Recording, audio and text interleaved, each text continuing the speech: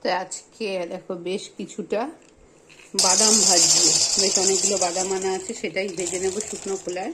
তো সেটাই ভাজতে দিয়ে দিলাম দেখো কড়াইয়ের মধ্যে।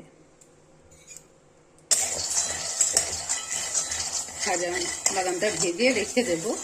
তো দেখো,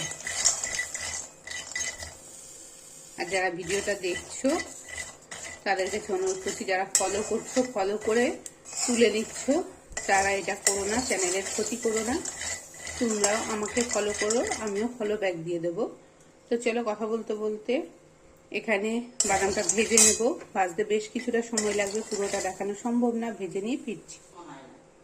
তো দেখো আমার ভাজা হয়ে গেছে। আর ভাজতে গিয়ে দেখো কাঁচা বাদাম ভাজলে এরকম পোড়া পোড়া হয়ে যায়, কারণ আমি শুধু ভেজেছি এটা। তো দেখো খোসা ছাড়িয়ে যাচ্ছে যখন, ভাজা তো হয়েই গেছে। এই দেখো, কিন্তু গরম আর এর থেকে বেশি ছাড়াতে পারছি না। এখন দেবো একটু বিট নুন।